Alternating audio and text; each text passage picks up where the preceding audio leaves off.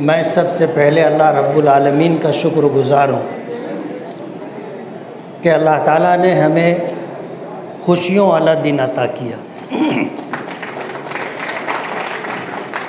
उसके बाद मैं मालेगांव की आवाम को मुबारकबाद दूंगा कि उन्होंने अपने उलमा की बात पर लब्बैक कहते हुए एकजुट हो कर के वोटिंग की।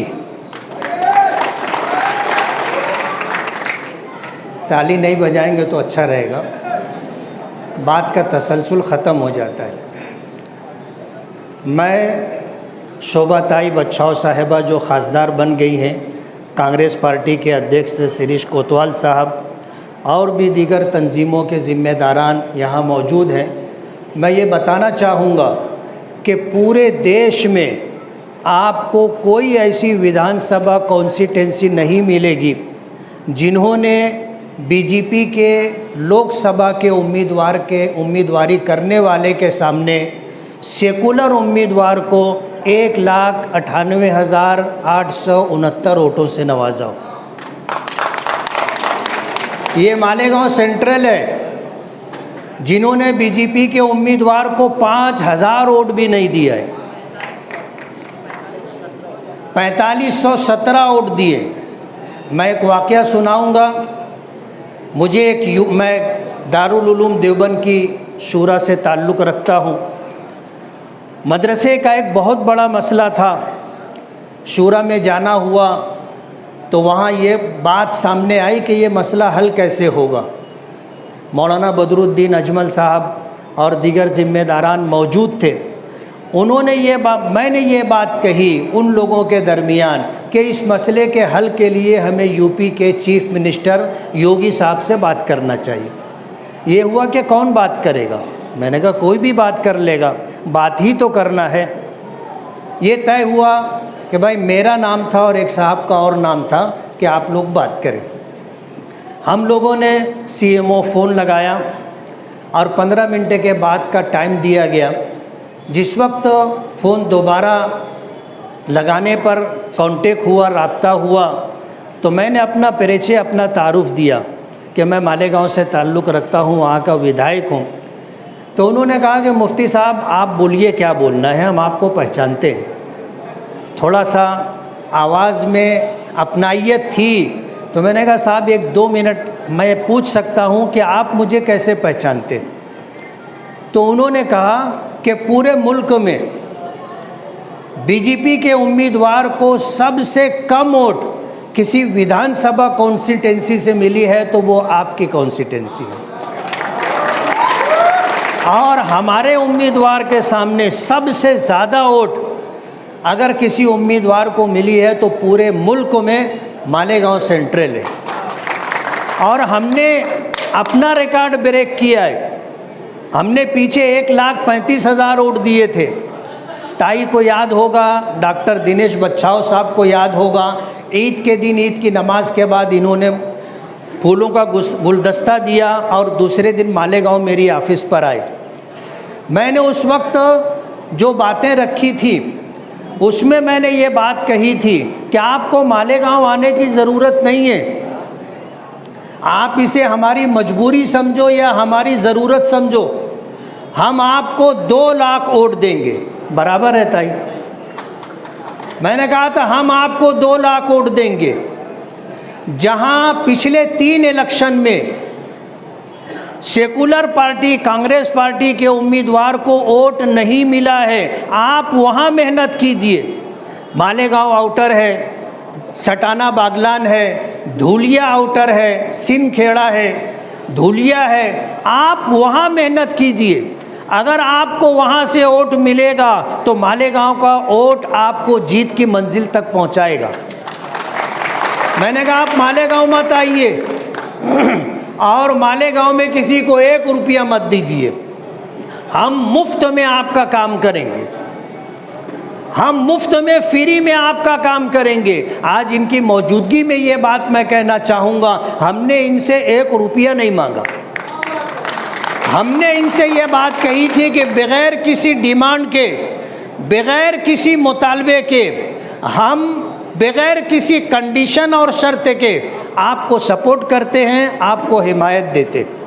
हमने अपना जो है रिकॉर्ड ब्रेक किया है। मालेगांव वो शहर है कि जो एक ऐतिहासिक फ़ैसला लिया है, पूरे मुल्क में किसी विधानसभा कॉन्स्टिट्यूंसी में बीजेपी के किसी उम्मीदवार को इतना वोट नहीं मिला होगा।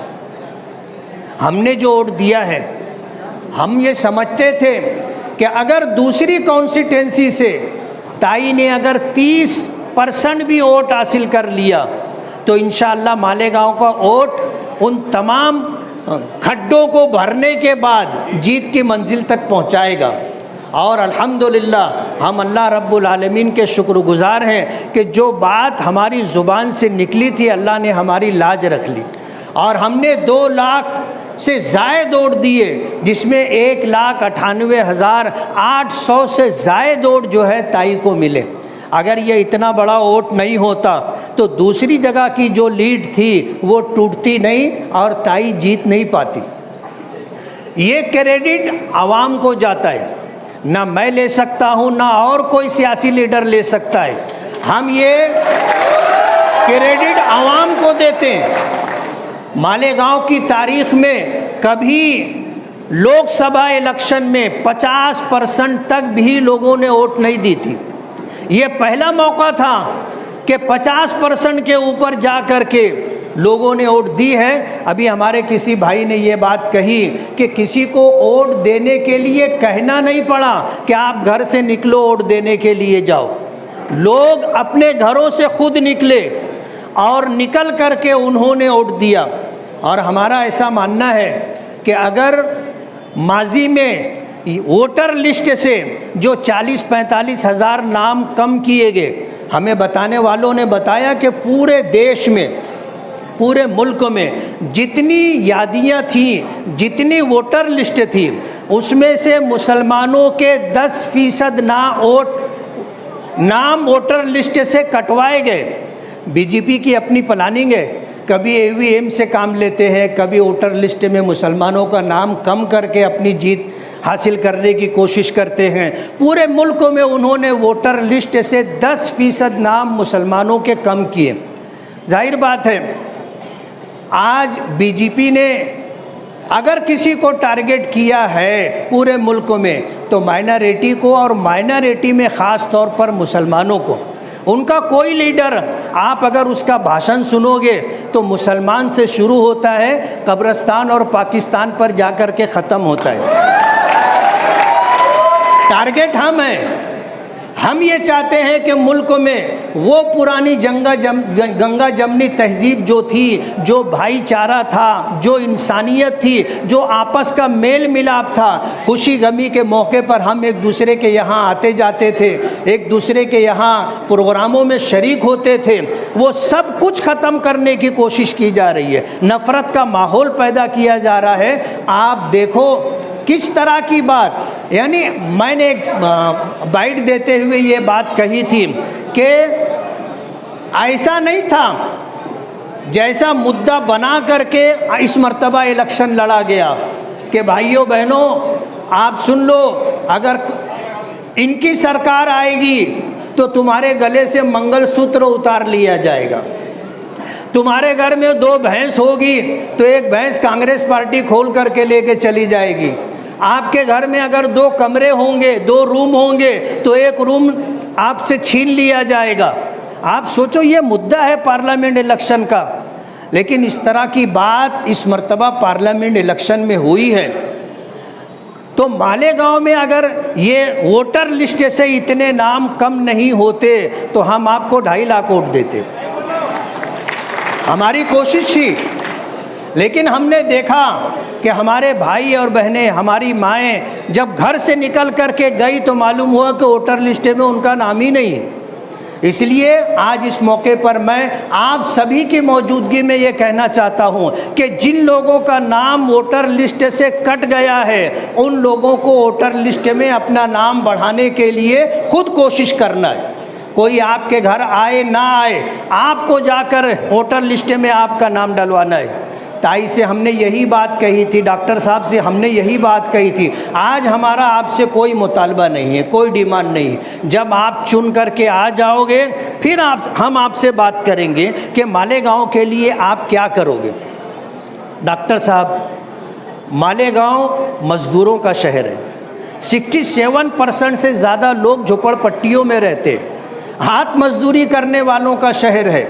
हमारे यहाँ रोज़ाना कमाते हैं तो खाते हैं, एक बहुत बड़ा तबका ऐसे लोगों का है। मालेगांव एजुकेशन लाइन में, तालीमी फील्ड में बहुत पीछे है। यहाँ रोज़गार नहीं है, यहाँ पर तालीम नहीं है, और महंगाई तो पूरे देश में है। हम पूरे देश की बात आपसे नहीं करेंगे, हम ये चाहेंगे, मालेगांव आपसे कोई बहुत बड़ा मुतालबा करेगा ऐसा नहीं है, लेकिन आज सरकार की जो स्कीमें हैं, अगर उन स्कीमों को भी आप मालेगांव तक ले करके आ गए तो बेघर लोगों को घर मिल जाएगा और बेरोज़गार लोगों को रोज़गार मिल जाएगा।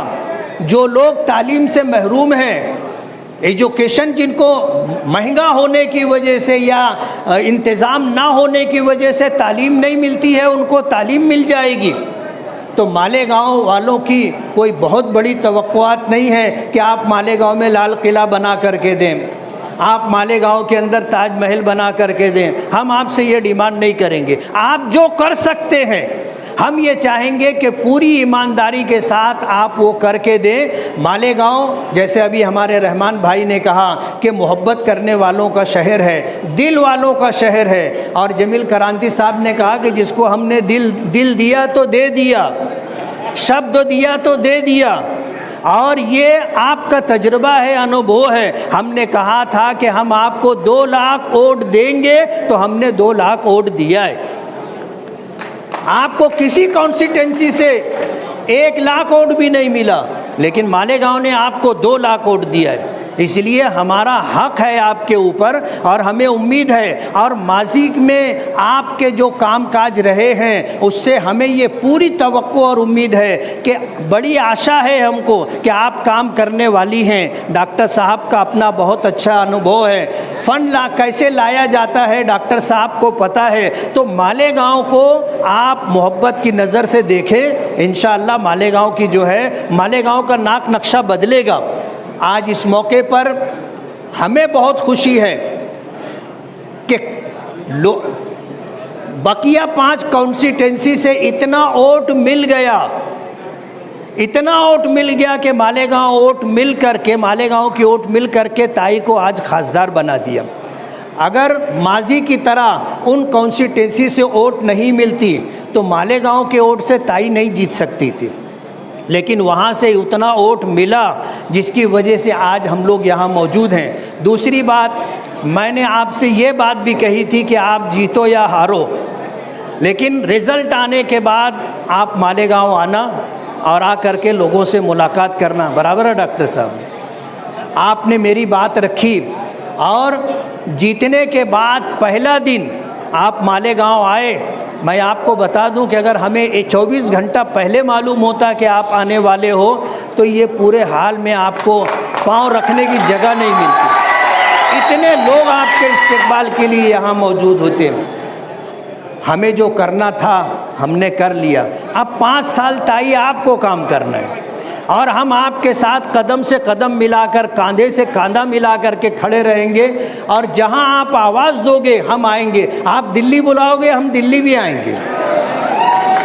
हम ये चाहते हैं कि मालेगांव का विकास हो, मालेगांव के लोगों को जो बेघर हैं उनको घर मिले, और जो बेरोज़गार हैं उनको रोज़गार मिले। अगर ये 2 मसला हल हो जाता है तो फिर सारे मसाइल हमारे हल हो जाएंगे। ताई आप मालेगांव आए और आप खासदार बन गए। हम पूरे मालेगांव वासियों की तरफ से आपको बहुत बहुत मुबारकबाद देते हैं, और हमें उम्मीद करते हैं कि हमने जो आपसे आशा, जो उम्मीद, जो तवक्कुआत हमने कायम रखी है, आप उसकी कहीं ना कहीं लाज रख करके उसको पूरा करने की कोशिश करेंगे। बहुत बहुत शुक्रिया। मैं सब